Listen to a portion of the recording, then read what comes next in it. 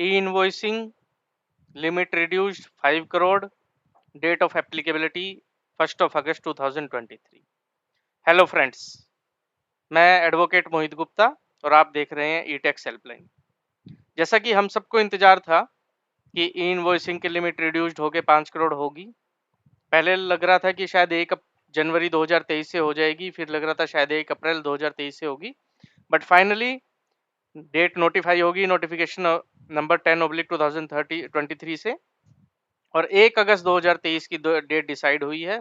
और जहां तक मुझे पता लगा है, ये जो डिले हुआ है इसका sole reason capacity of invoicing server है कि इनवॉइसिंग सर्वर की कैपेसिटी को उस लेवल तक ले जाया गया कि वो लाइव लोड संभाल सके और कोई भी टैक्स पेयर को प्रॉब्लम ना आए।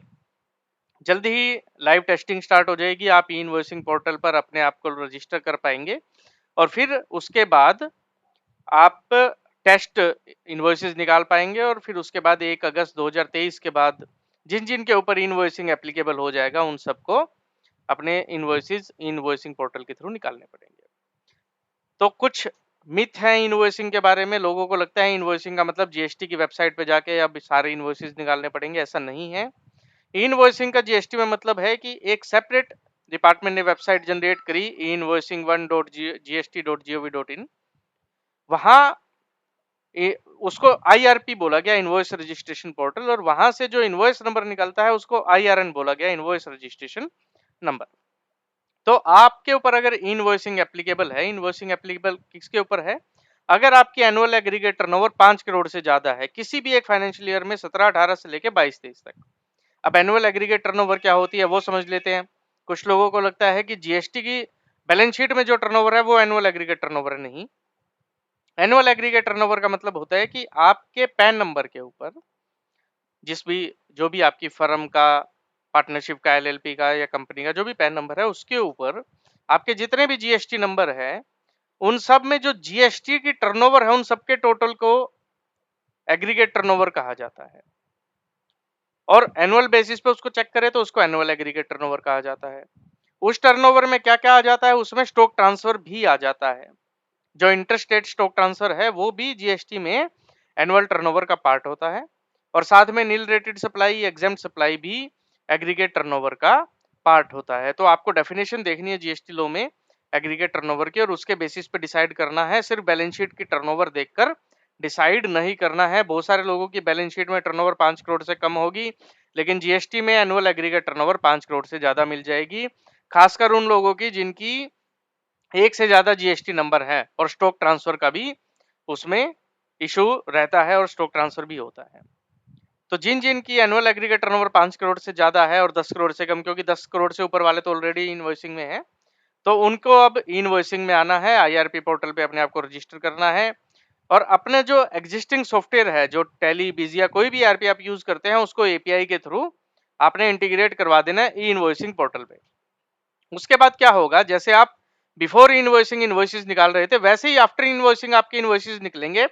कोई फर्क नहीं होगा, लेकिन होगा क्या कि जब जब आप इनवॉइस निकालेंगे आपका सॉफ्टवेयर आपसे पूछेगा क्या इस पे इनवॉइसिंग निकालना है, आपने यस दबा देना है, और फिर वो बैक एंड पे प्रोसेसिंग करके उसका आईआरएन नंबर जनरेट कर देगा और आपके इनवॉइस के ऊपर लिख देगा।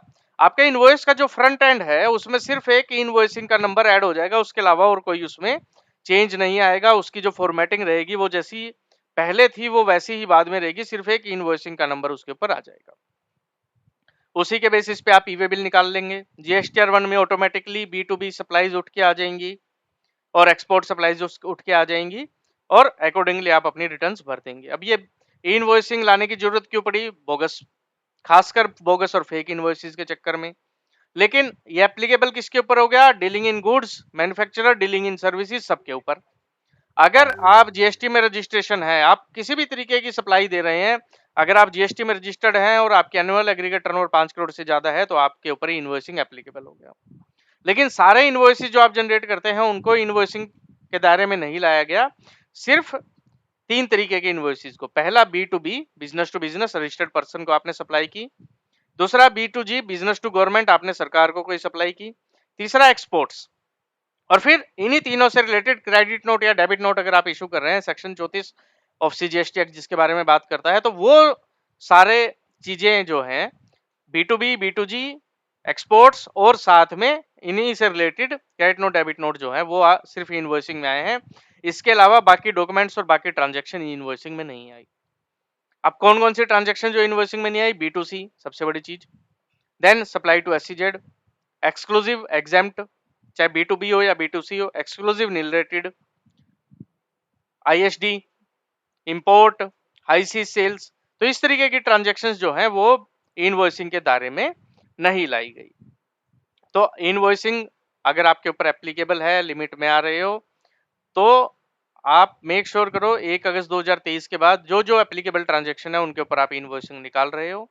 अगर आपने ऐसा नहीं किया तो क्या होगा? आपके ऊपर पेनल्टी लग जाएगी और जो रिसिपिएंट है उसको इनपुट टैक्स क्रेडिट नहीं मिलेगा, क्योंकि कानून कहता है कि अगर ई इनवॉइसिंग आपके ऊपर एप्लीकेबल है और आपका इनवॉइस ई इनवॉइस की वेबसाइट से निकलना चाहिए, मतलब कि इनवॉइसिंग होना चाहिए, IRN होना चाहिए, और वैसा नहीं है तो आपका इनवॉइस इनवैलिड हो जाएगा। मतलब मान लीजिए 1 अगस्त 2023 के बाद आपको B2B बिल निकालना है और आपने इनवॉइसिंग नहीं निकाला तो आपका इनवॉइस इनवैलिड हो गया।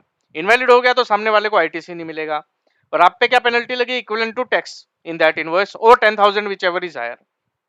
For example, tax in that invoice is 20,000 तो penalty 20,000, tax in that invoice is 5,000 तो पेनल्टी 10,000, तो मिनिमम पेनल्टी 10,000 आपके ऊपर लगेगी ही लगेगी। अब क्वेश्चन ये उठता है कि इनवॉइस बनाते हुए कुछ गलती होगी तो क्या करें? 24 घंटे के अंदर आप इनवॉइस को कैंसिल कर सकते हैं, आपके ऊपर प्रोविजन है। आप IRB पोर्टल पे अपने इनवॉइस रजिस्ट्रेशन पोर्टल जो इनवॉइस का पोर्टल है उसके ऊपर जाएं और ई इनवॉइस को अपने को कैंसिल कर दें। अगर 24 घंटे के बाद आपको गलती पता लगी तो फिर आप क्रेडिट नोट के थ्रू उसको रिवर्स कीजिए और फिर फ्रेश इनवॉइस आप जनरेट कर लीजिए। और सेम इनवॉइसिंग की डिटेल आपकी ई-वे बिल पोर्टल पे भी पास ऑन हो जाएंगी जब आप उस पे ई-वे बिल निकालेंगे। बस आपको एक चीज ध्यान रखनी है कि जैसा पहले था कि ई-वे बिल एक बिल पर एक ही बार निकल सकता है, अभी भी इनवॉइसिंग के बाद एक ही बार निकल पाएगा। तो दोस्तों ये थी थोड़ी सी समरी इनवॉइसिंग के बारे में, एप्लीकेबिलिटी के बारे में, पेनल्टी के बारे में, अगर नहीं निकालते तो क्या होगा और किस किस के ऊपर लग रहा है। अगर सिंपल शॉर्टकट मैकेनिज्म से भी समझना है, अगर आपके ऊपर GSTR 9C की कंपलसरी एप्लीकेबिलिटी है, क्योंकि GSTR 9C किसके ऊपर एप्लीकेबल है? जिसकी एनुअल एग्रीगेट टर्नओवर 5 करोड़ से ज्यादा है। तो अगर आपके ऊपर GSTR 9C की भी एप्लीकेबिलिटी है तो समझ लीजिए आपके ऊपर इनवॉइसिंग की भी एप्लीकेबिलिटी बन जाती है।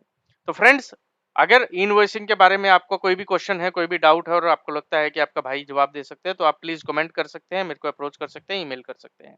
अगर आपको वीडियो अच्छी लगे please like the video, please subscribe the channel, please like our page, please share the video. Thank you friends.